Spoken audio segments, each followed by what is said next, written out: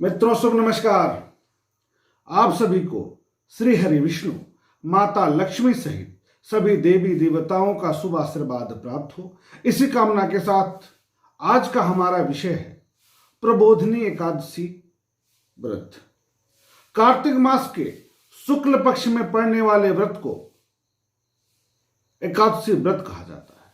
यह तिथि अत्यंत महत्वपूर्ण है। यह तिथि अत्यंत पवित्र है। क्यों है? क्योंकि इसी दिन जगत के पालनहार श्री हरि विष्णु को पूर्ण विधि विधान के साथ, पूर्ण श्रद्धा भाव के साथ, पूजन अर्चन के साथ जगाया जाता है। कहां से? योग निद्रा से।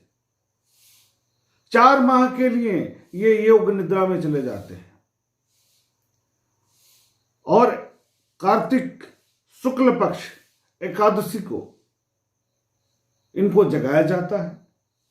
तुलसी शालिग्राम विवाह अपनी अपनी परंपराओं के साथ मनाया जाता है और इसी दिन गन्ना हुआ या नई चीजों का आरंभ किया जाता है, खान पान में विशेष तौर पर।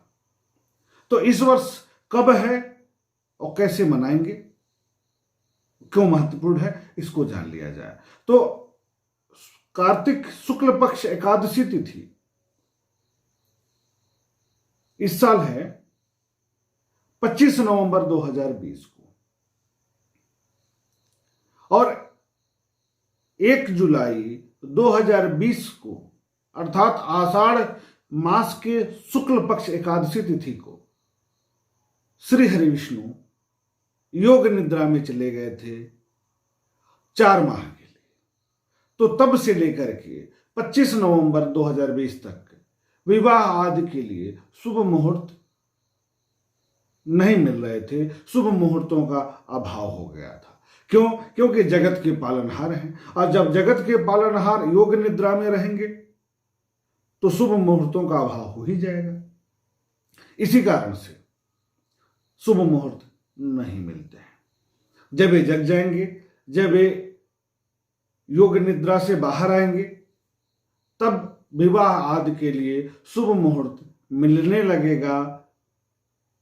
अपनी अपनी परंपराओं के साथ जब प्रबोधिनी एकादशी के दिन तुलसी शालिग्राम विवाह हो जाता है, उसके बाद शादी विवाह, गृह निर्माण, गृह आरंभ, पुराने घर का निर्माण, इन सभी कार्यों के लिए शुभ मुहूर्त मिलने लगेगा। तो इसलिए 25 नवंबर 2020 दिन बुधवार को यह परम पुण्यदायक एकादशी तिथि है जिसमें का व्रत रहा जाएगा। और ऐसा माना जाता है कि यदि इस माह के एकादशी व्रत को, यानी कार्तिक मास के एकादशी व्रत को यदि व्रत रख लिया जाए और वर्ष का अन्य एकादशी व्रत नहीं रखा जाए तो भी संपूर्ण माना जाएगा, पूर्ण माना जाएगा। और इस बार बड़ा सुंदर संयोग भी है एकादशी व्रत के दिन। सुंदर संयोग यह है कि संपूर्ण दिन एकादशी व्रत प्राप्त हो रही है।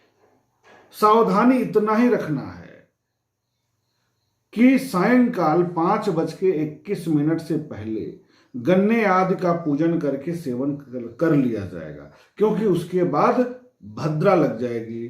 भद्रा में कोई भी शुभ कार्य नहीं किया जाता है।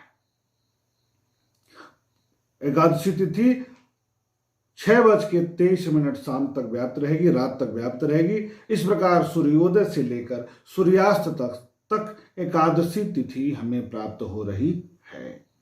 ग्रहों की स्थिति इस प्रकार रहेगी। चूंकि तिथि हो जाएगा 25 नवंबर, देवगुरु बृहस्पति मकर राशि में प्रवेश कर चुके रहेंगे, तो मकर राशि में रहेंगे शनि देव और देवगुरु बृहस्पति, और सूर्य महाराज रहेंगे वृश्चिक राशि के। बुध और शुक्र का संयोजन रहेगा तुला राशि में। तुला राशि में शुक्र स्वग्रही स्थिति में होंगे, मालव्य योग के निर्माण के साथ रहेंगे। और मंगल मीन राशि के होकर के गोचरीय संचरण कर रहे होंगे। तो स्थितियां बहुत अच्छी हैं। बृहस्पति अपने नीच राशि में है। ऐसे में श्री हरि विष्णु की यदि हम पूजा करते हैं, आराधना करते हैं, ध्यान करते हैं, सत्यनारायण व्रत कथा का श्रवण करते हैं, तो निश्चित तौर पर बृहस्पति जन्य जो अरिष्ट फल है उसका निवारण हो जाएगा, शुभ फलों की प्राप्ति हो जाएगी। इस कारण से प्रबोधिनी एकादशी तिथि अत्यंत महत्वपूर्ण तिथि है। अनेकों कथाएं हैं, अन्य अपनी अपनी परंपराएं हैं, उसकी चर्चा हम लोग अगले वीडियो के माध्यम से करेंगे। लेकिन जो महत्वपूर्ण बात यह थी कि यह एकादशी व्रत अत्यंत महत्वपूर्ण क्यों है और इसी दिन के बाद से शुभ मुहूर्तों का जो अभाव था वो खत्म होगा और शुभ मुहूर्त मिलने लगेंगे विवाह आदि के लिए। इसी के साथ एक बार फिर आप सभी पर श्री हरि विष्णु माता लक्ष्मी की शुभ कृपा प्राप्त हो, इसी कामना के साथ पुनः मिलते हैं हम। शुभ नमस्कार।